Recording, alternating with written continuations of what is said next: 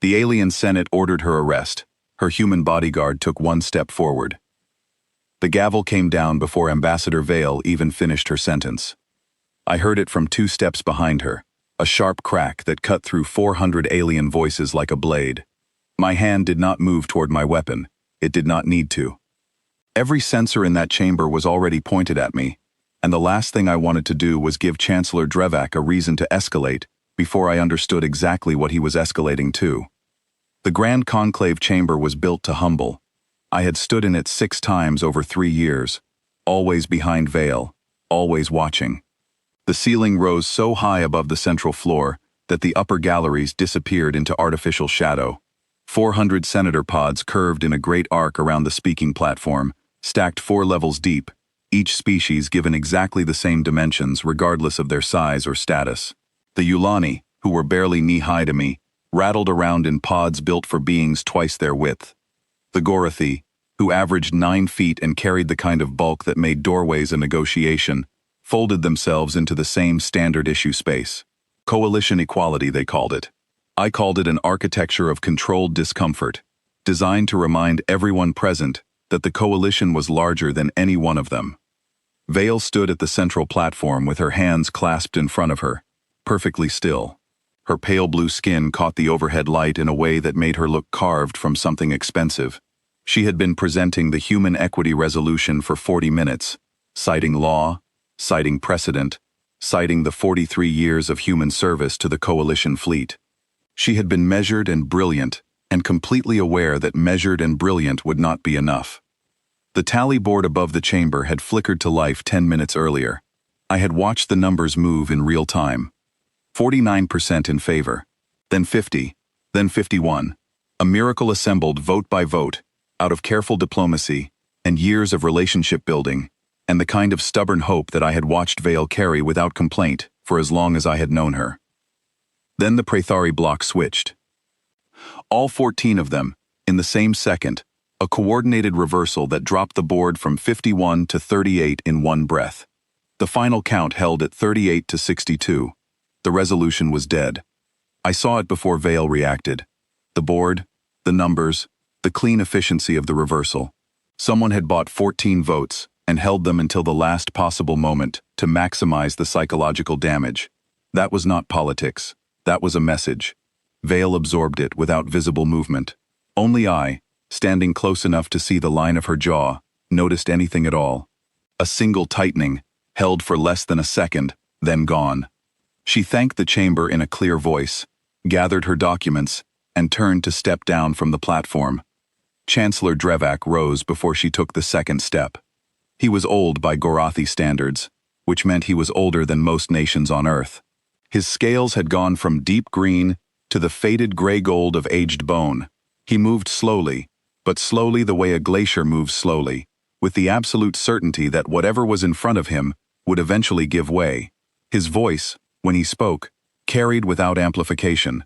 The Gorathi had evolved to be heard across distances that made microphones feel like an affectation. He said that he had delayed this matter out of respect for procedural order, but that the failed resolution had now cleared the floor, and the matter could wait no longer. He said that evidence had come to his attention, evidence of corruption, evidence of illegal negotiation with human separatist organizations on Kepler Station, evidence that the ambassador of Velhari, standing on the coalition floor, had accepted material support from factions seeking to destabilize coalition membership agreements. He presented 3 documents on the chamber display, communication logs, time-stamped, encrypted with what looked like coalition diplomatic protocols. Vale's name was on every one of them. Every senator in the room had seen fabricated evidence before. Evidence in the coalition Senate was like weather. It came in patterns you learned to read. What I was watching land on those displays was not careless work. It was good enough to require time to disprove, and time was exactly what Drevak was purchasing. He formally motioned for the immediate arrest of Ambassador Saris Vale, pending trial before the coalition judicial panel. The chamber murmured. 400 voices in a dozen languages, the sound of 400 species running calculations. I had spent 3 years learning to read this room, and what I read was this. Not one of them was going to stand up.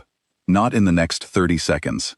Not while the numbers were unclear, and the Chancellor was standing, and the momentum was entirely his. They would wait. They would watch. They would decide later, when the cost of deciding was lower. 6 Coalition security officers entered through the main floor doors. Praethari, all of them, in full enforcement armor, the kind built for riot suppression and hostile contact. They were enormous. The smallest of the 6 was a head taller than me and carried at least 100 pounds of additional mass, not counting the armor. They walked in a measured formation down the central aisle, directly toward the platform where Vale still stood. I heard her voice, quiet enough that only I could catch it. She said, "Marcus, you don't have to do this." I had known her for 3 years. I had taken a blade fragment in my left shoulder on Verath Station, keeping her alive during a separatist ambush. I had sat outside her office at 2 in the morning, on nights she was too tired to go home, and too committed to stop working. I had watched her read hate mail from 12 different species, and respond to each one with a letter explaining her position without insult.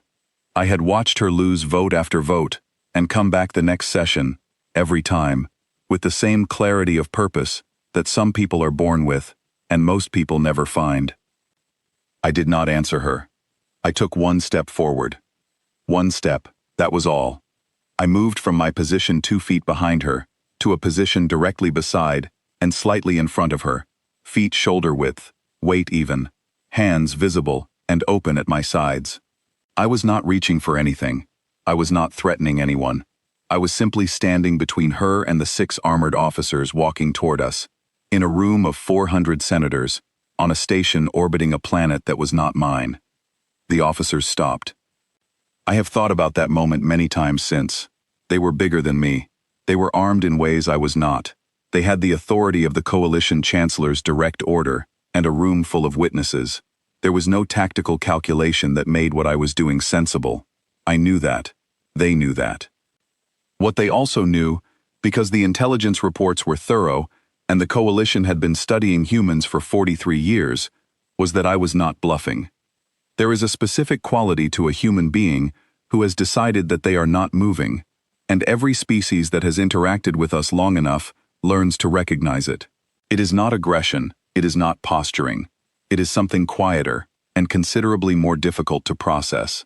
The simple physiological reality of an organism that has made a decision and is no longer running the cost-benefit analysis. I had nothing left to calculate. The calculation was done. I was standing here. The lead officer, Commander Vorath, was a 30-year veteran of Coalition enforcement. I knew his file. I had read it the same way I read the file of every person likely to be in proximity to Vale on a high-risk day. He had served in 2 conflict zones, led 17 major operations, and received the Coalition's highest service commendation twice. He was not a man who stopped easily. He stopped. The chamber noise shifted.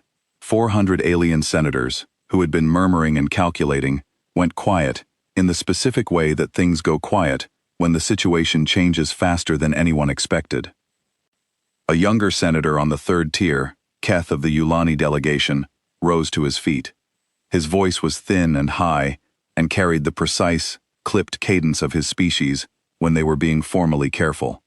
He called for a procedural review of the presented evidence before any enforcement action was taken. Coalition law, he noted, required that evidentiary materials submitted in support of an arrest motion be certified by the judicial registry before the motion could be physically executed.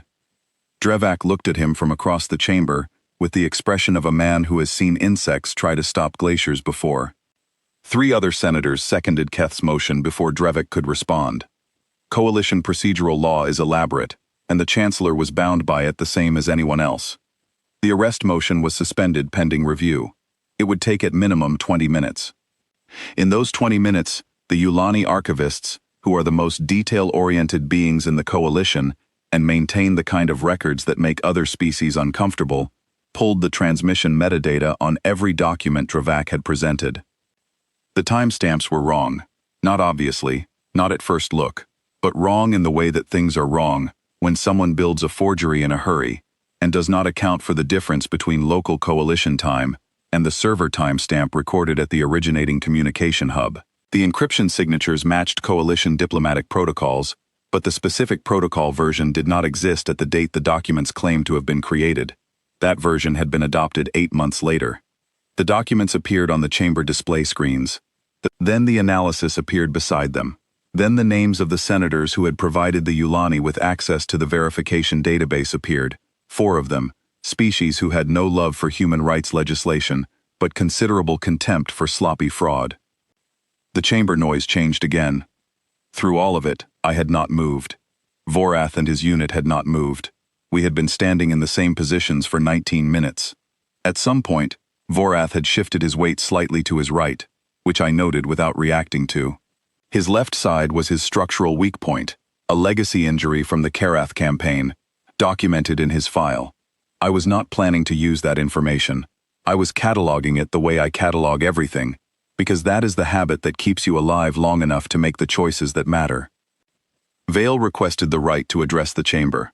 Under coalition law, a sitting ambassador who is the subject of an active motion cannot be denied a speaking opportunity before that motion is resolved.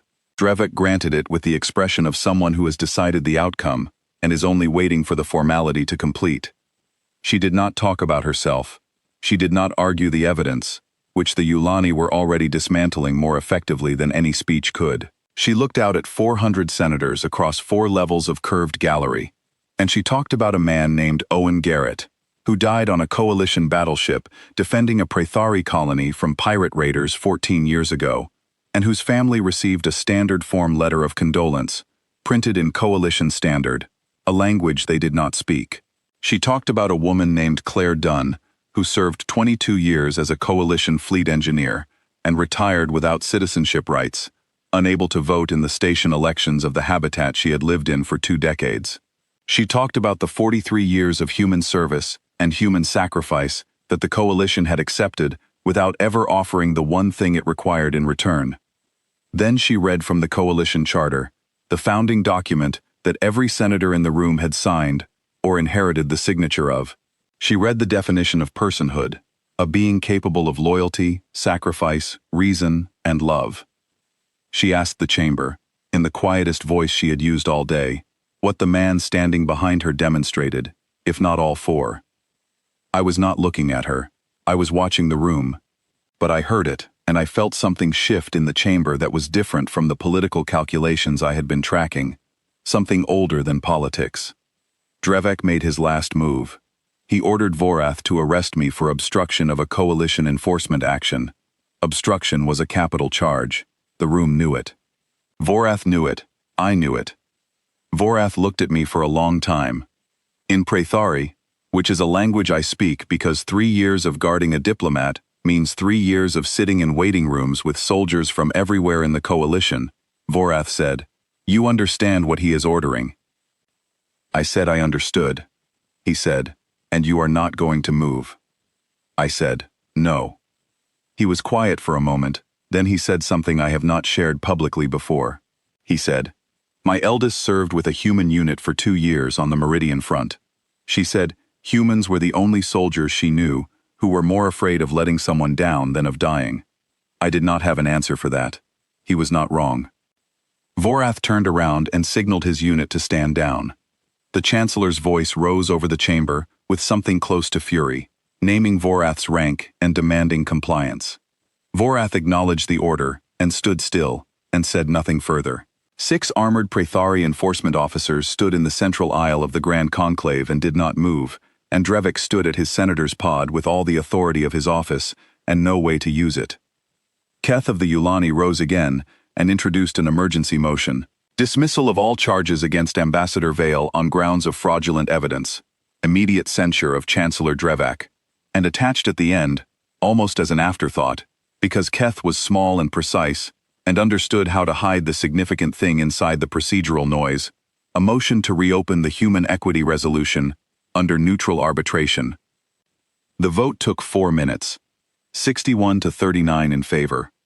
The chamber that had killed the resolution an hour earlier reopened it by a wider margin than it had ever passed before. Not because the senators had changed their minds about humans, not all of them, and not entirely, but because 400 species who had been sitting in that room watching one unarmed human stand between a weapon and his ambassador for 23 minutes had run a different kind of calculation than the one Drevik had expected. If the math was wrong in the aisle, the math was worth checking everywhere else. Drevik left the chamber flanked by the senators who had been his closest allies an hour earlier and were now loudly establishing their distance. The coalition judicial process would take 11 months and result in a 7-year detention sentence, later reduced on appeal to 5. I did not attend the proceedings. Vorath stopped beside me as his unit filed out. He was quiet for a moment, and then he pressed 2 fingers to his temple in the Praethari gesture that I knew from his file meant acknowledged worthy opponent. It is not given lightly. It is given between soldiers who have looked at each other across a line and decided that the person on the other side is someone worth the acknowledgement. I nodded. He left. Vale and I walked out of the chamber together through a side corridor, the way we always left after a long session, avoiding the press clusters that gathered at the main doors. She had her documents under one arm. I was 2 steps behind her, same position as always. She said, without looking back, "Did you know it was going to work?" I thought about it honestly, because she had never asked me a question she did not want an honest answer to. I said, "No. I knew I was going to do it whether it worked or not." She walked a little further. The corridor curved, and the ambient noise of the chamber fell behind us. She said, "What were you thinking?" In that moment, when they were coming. I thought about Owen Garrett, who I had never met, and Claire Dunn, who I had never met, and the form letters, and the missing citizenship rights, and the 43 years of a deal that was never honored. I thought about Vale working past midnight in an office on a station that did not consider her species to be persons under its founding law, carrying hope like cargo she had decided a long time ago she was not allowed to set down.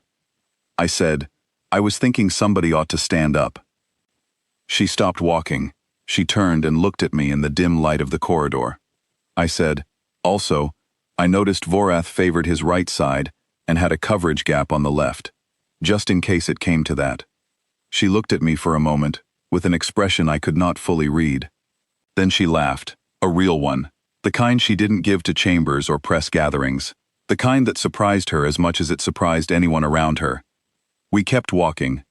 The Human Equity Resolution was certified under neutral arbitration 11 weeks later. Full legal personhood. Full voting rights. Full coalition citizenship for every human registered in coalition space. It passed arbitration 67 to 33, and the senators who voted against it were careful to make sure their objections were filed quietly and without speeches. They named the resolution after Vale. She said that was unnecessary. Nobody listened to her on that particular point.